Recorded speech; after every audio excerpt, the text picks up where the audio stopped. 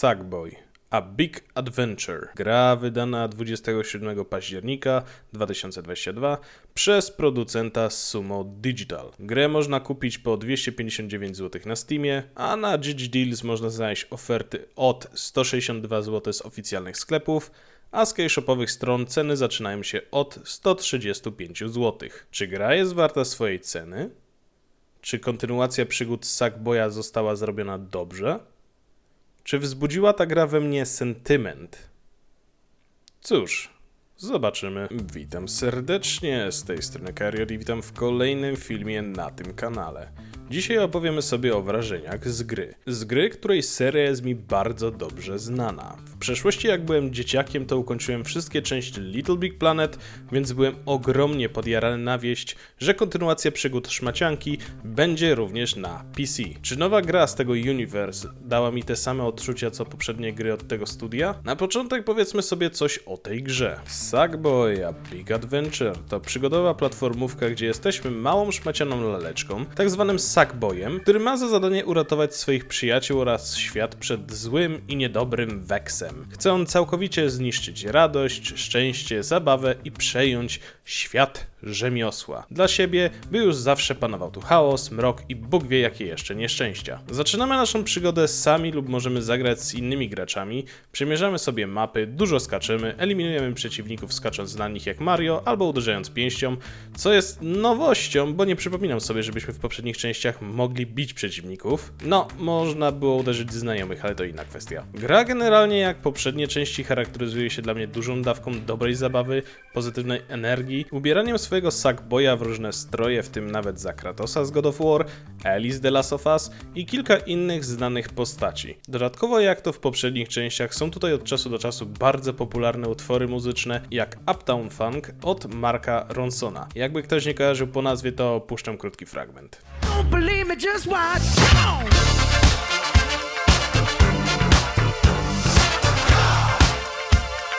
Don't believe me, just watch. Sporo tu zatem licencjonowanej muzyki, która naprawdę wpada w ucho i pasuje do otoczenia i aktualnej mapy, którą ogrywamy. I to są właśnie te rzeczy, które wzbudziły mój sentyment z dzieciństwa i z ogromną ochotą w to grałem.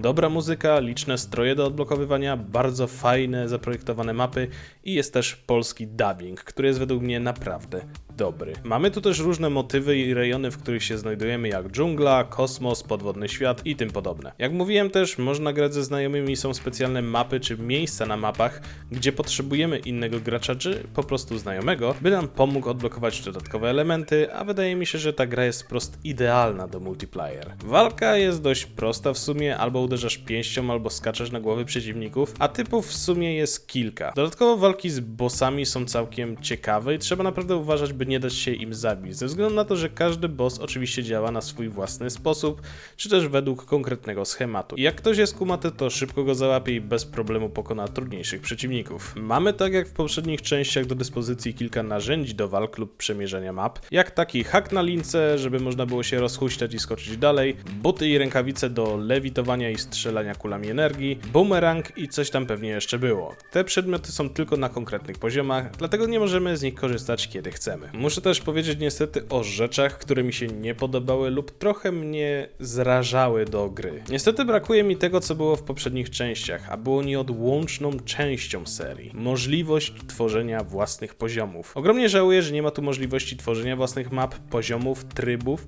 bo pamiętam i podziwiałem zawsze, jak chociażby w dwójce lub trójce gracze dzięki wielu możliwościom, które dali twórcy, tworzyli naprawdę zajebiste mapy czy poziomy. Niesamowicie mi imponowały ich twory i jak ludzie to wykorzystali i tworzyli coś, czego nie sądziłem, że da się stworzyć w tej grze. Dlatego ubolewam, że w tej grze tego nie ma, bo uważam, że gracze znowu by się popisali. Przydałaby się możliwość grania z ludźmi z konsol, bo w chwili pisania scenariusza do tego filmu w grze jest aktualnie zaledwie 30 graczy, co jest bardzo mało. Nie jestem też pewien, czy to spadek popularności marki, czy też na PC mało kto chce wydać taką gotówkę na to. Perspektywa. Momentami kamera była w takim położeniu, że myślałem, że bez problemu doskoczę gdzieś gdzieś, gdy nagle spadam w przepaść i umieram. I to nie raz czy dwa. Może jestem po prostu debilem, ale naprawdę czasem miałem problem z określeniem, czy naprawdę dobrze wykonałem skok i czy zaraz moja postać nie będzie miała bliskiego spotkania z ziemią. Ostateczny boss wydaje mi się lekko przesadzony. Dlaczego? W pewnym momencie rzucał we mnie tyloma elementami, że nie miałem możliwości uniknąć tego. Ponownie, może jestem debilem, ale naprawdę w pewnym momencie to było dla mnie przesadzone i nie miałem gdzie uciekać i musiałem pogodzić się z losem, że mnie uderzy. A Sackboy jest na 2 uderzenia. To tyle, myślę, z takich minusów czy rzeczy, które mi się nie podobały. Nadmienię też jedną dla mnie ważną rzecz. Wszystkie 3 poprzednie części, wszystkie mapy czy poziomy ukończyłem na 100%. Chciałem odblokować co mogłem i co się da. Czy zrobiłem to w tej grze? Próbowałem, ale wydaje mi się, że po wielu latach znudziło mnie to. Po prostu, by zrobić każdą mapę na 100% trzeba kilka rzeczy. Ani razu nie umrzeć, odszukać wszystkie stroje, zebrać odpowiednią ilość punktów na złoty puchar. Naprawdę jest tu sporo do odblokowania strojów, szukania ukrytych przejść czy miejsc, więc jeśli ktoś lubi robić gry na 100% i szukać tego typu rzeczy, to polecam serdecznie. Ja już jestem na to za stary. Choć mam aby 25 lat. Więc tak, gra wzbudziła mój sentyment i bardzo dobrze mi się w to grało. Co prawda to nie jest już ta sama dziecięca radość co kiedyś, ale bardzo bym też chciał zobaczyć całą serię na PC, żeby ją przenieśli. Ogromnie bym tego chciał, mimo że to nie to samo co kiedyś, to gra jest naprawdę przyjemna, dużo różnorakich map, zajebista muzyka w tle, liczne stroje i dobra zabawa. Gra też nie jest długa, bo jak ktoś się pośpieszy, to jedną mapę zrobi do 10 minut. Mi zajęło ukończenie z 18 godzin, ale to też dlatego, że dużą część próbowałem zrobić na 100%, przez co wiele razy powtarzałem mapy, ale w pewnym momencie się poddałem. Ale jak ktoś przejdzie ją by przejść, to obstawiam, że kilka godzin mu wystarczy. Według strony howlongtobeat.com potrzeba 10 godzin, jeśli przechodzi się główne wątki bez jakichś dodatków. Okej, przejdźmy do małego podsumowania. Technicznie. Gra chodziła u mnie płynnie na najwyższych, nie miałem żadnych spadków FPS-ów, nie miałem problemów czy crashy i gra jest też na bieżąco aktualizowana z tego co widziałem. Jedyne co to z jakiegoś powodu przy starcie jak jest napis Sony, to mi się to zacina, a tak poza tym to jest idealnie. Fabuła.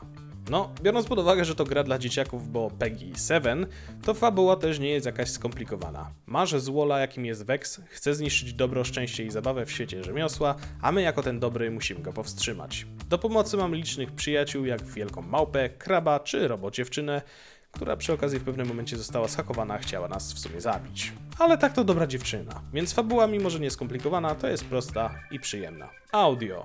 Muzyka licencjonowana, dużo popularnych utworów, ale też takich, których nigdy nie słyszałem. Każda oddaje idealnie klimat danej mapy i dzięki tej muzyce, która jest w tej grze, gra się po prostu cudownie. I cała playlista z tej gry składa się z naprawdę fajnej muzyki. Gameplay. Gra się naprawdę dobrze i przyjemnie. Momentami, jak mówiłem, perspektywa mnie trochę myliła, czy po prostu ustawienie kamery i nie byłem pewien, czy dobrze skoczę. Jednak poza tym to gra się naprawdę przyjemnie, czy to sam, czy ze znajomymi, więc gameplay jest naprawdę super. Podsumowując, Sackboy: A Big Adventure to sentymentalna podróż, która dała mi dużo frajdy, dużo zabawy i bawiłem się dobrze. Czasami się denerwowałem, bo miałem problem z przejściem jakiejś mapy lub jak próbowałem coś zrobić na 100% i umarłem. Ale tak poza tym to grało się naprawdę dobrze. Osobiście kupiłem grę po przecenie za 180 zł, bo przyznam, że 259 zł to dla mnie o wiele za dużo. Gra dodatkowo nie jest też długa oraz nie ma tej cudownej opcji tworzenia własnych map czy światów przez innych graczy. A to by było naprawdę coś. Mam nadzieję, choć jest to wątpliwe, że pewnego dnia może by przeportowali serię Little Big Planet na PC, bo wówczas z chęcią bym sobie wrócił i zaczął całą przygodę od początku. A szczerze, marzy mi się taki powrót do dzieciństwa. Póki co jednak musiałem się zadowolić tym tytułem, ale jestem z niego naprawdę zadowolony. To tyle. Dziękuję za wysłuchanie, dziękuję za poświęcony czas i życzę miłego grania. No hej, chciałbym Was zaprosić serdecznie do linków znajdujących się w opisie. Przede wszystkim do mojego kanału na Twitchu oraz do mojego serwera na Discordzie. Serdecznie zapraszam i pa!